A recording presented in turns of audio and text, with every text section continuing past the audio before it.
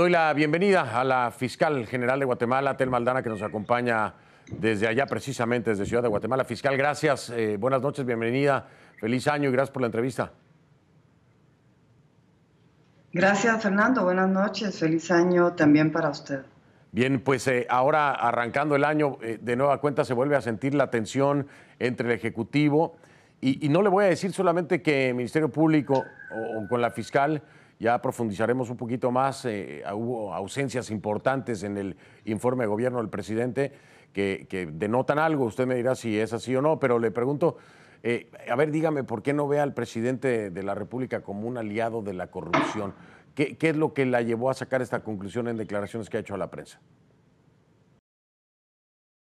Especialmente, Fernando, a partir de que el señor presidente declaró non grato al señor comisionado Iván Velázquez, porque sabemos en Guatemala y a nivel internacional los esfuerzos que el señor comisionado ha hecho en nuestro país para ayudar a fortalecer al Ministerio Público, para que llevemos investigaciones importantes ante los tribunales del país, justamente investigaciones que han develado redes de corrupción que jamás nos imaginamos que existirían.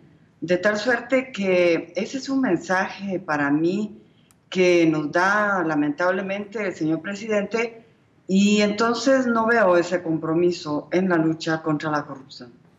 Interesante lo que me dice, es cierto, lo que está mencionando usted, lo hemos reportado aquí, lo hemos hablado precisamente, no solamente con usted, sino también con Iván Velázquez, el comisionado de la CICIG. Aquí hay otra pregunta que tengo que hacerle, fiscal, porque hay una mención concretamente en el sentido de la Junta Directiva del Congreso, la nueva Junta Directiva del Congreso.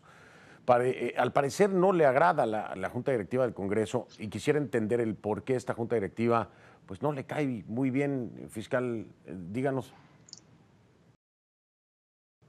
Fernando, lo que sucede es que en Guatemala llevamos largos años, muchos años, de la existencia de partidos políticos que se han desarrollado, algunos y otros han gobernado, y que por acción o por omisión han permitido que existan las estructuras criminales de corrupción incrustadas en el Estado guatemalteco.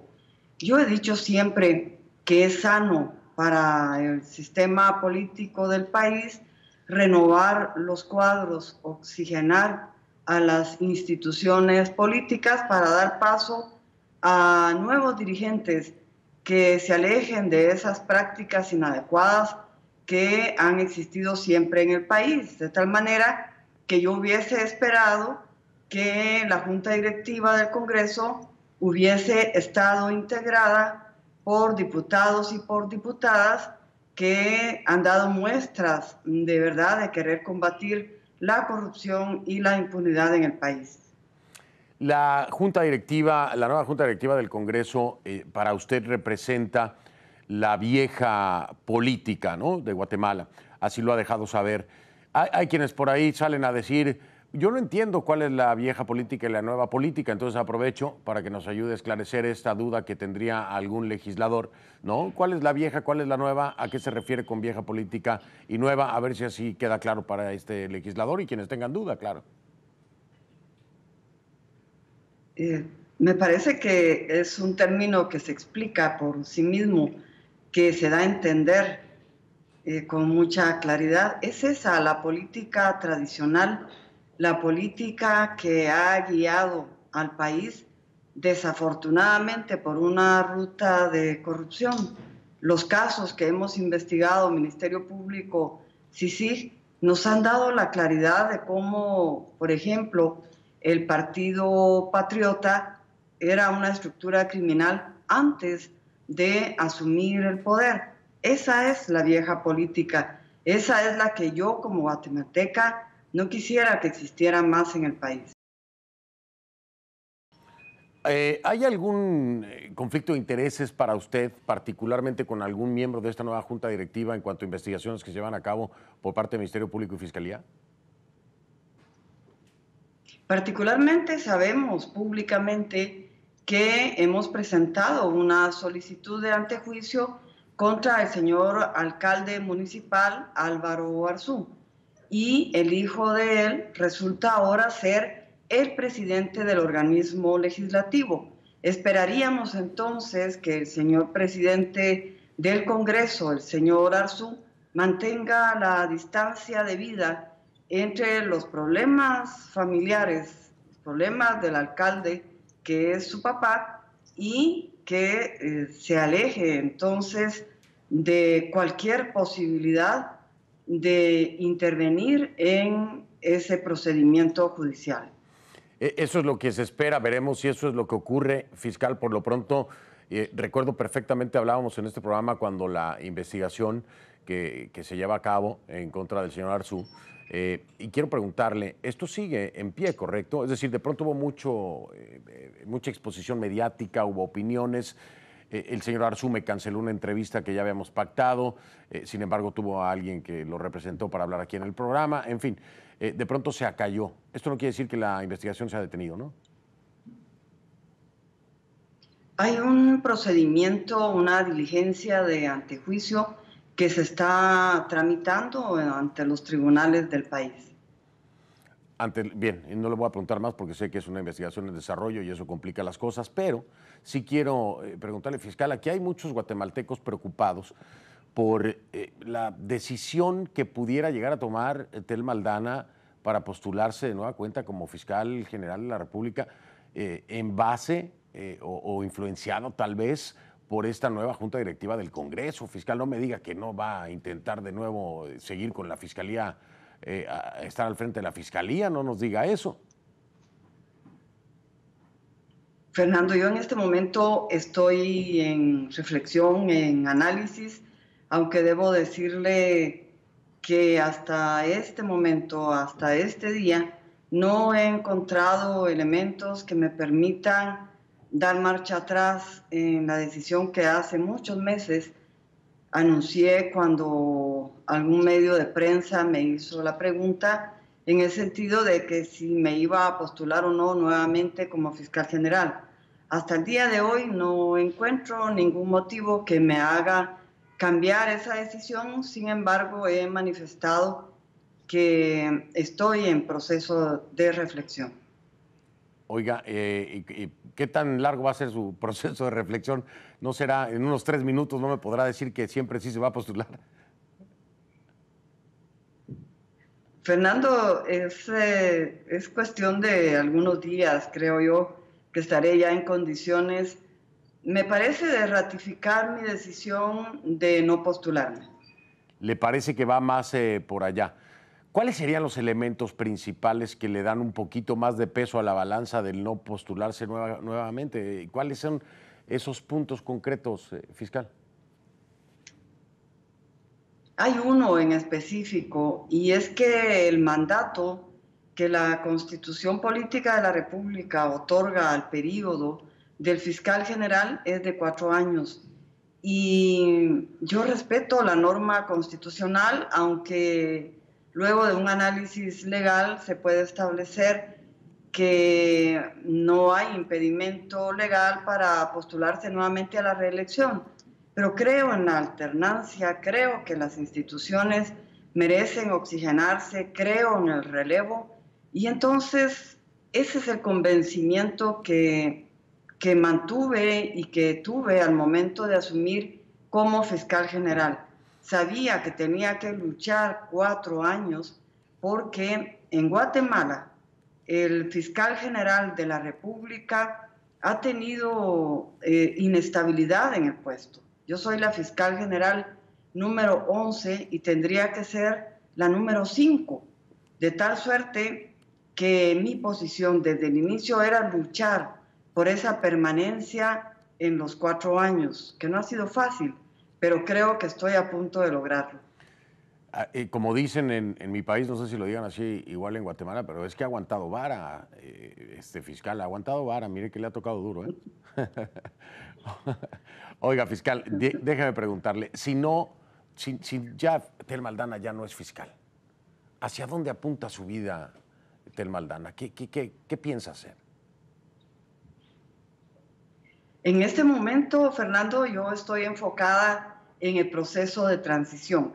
Estoy revisando el plan estratégico que me tracé desde el año 2014, revisando los macroindicadores que me van a permitir rendir cuentas ante la población guatemalteca. En eso estoy enfocada, desde luego con mi equipo de trabajo, y en mayo, 16 de mayo, cuando entregue el puesto, pues ya miraré qué destino tiene mi vida profesional. Oiga, ¿usted no cree que pudiera llegar a ser presidenta de la República? Lo veo difícil, Fernando. Me parece que en el país no hay condiciones adecuadas, justamente por la existencia de la vieja política, de partidos políticos tradicionales que están diseñados para funcionar de tal manera que tengo la impresión de que no hay espacios. ¿Y los guatemaltecos se lo piden, fiscal? Aunque sea el intento, ¿lo haría? Tendría que analizarlo después de mayo, Fernando. Yo le insisto, en este momento estoy enfocada en la transición y le pido a Dios que me permita llegar hasta el 16 de mayo para entregar adecuadamente con un proceso de transición responsable al próximo fiscal general. ¿Tiene usted en mente algún nombre de quien pudiera o le gustaría que fuera el próximo en tomar la batuta de la fiscalía? Creo que hay muchos profesionales, abogados y abogadas que cumplen los requisitos legales, pero que además cumplen los requisitos morales para desempeñar el puesto de fiscal general. Sé que hay muchos profesionales que van a apostar a ser independientes cuando les toque ejercer este cargo. No quisiera dar nombres, son varios los profesionales que conozco. ¿Cómo se cuida, fiscal? Qué bien. ¿Cómo se cuida de verdad? Oiga, déjeme preguntarle, en este sentido, aquí también hay preocupación de parte de usted, de parte de Iván Velázquez, me imagino que de un sector de los guatemaltecos, en que pueda llegar a alterarse o modificar el acuerdo que se tiene con la CICIG. ¿Aún usted vislumbra en el horizonte esta posibilidad? ¿Cree que esto vaya a ocurrir durante el mandato de Jimmy Morales? ¿Cuáles son sus expectativas?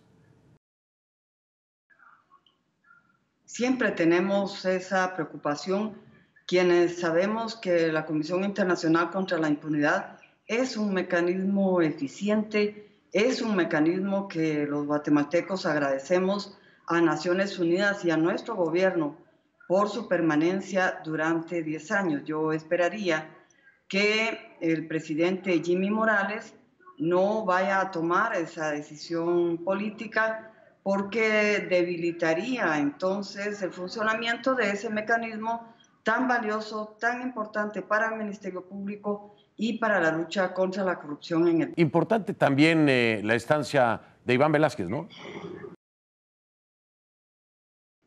Es fundamental, sin lugar a dudas, la presencia del comisionado Iván Velázquez al frente de la Comisión Internacional contra la Impunidad es indispensable para poder continuar con las investigaciones de los casos y con esa alianza que hemos logrado establecer el Ministerio Público y la...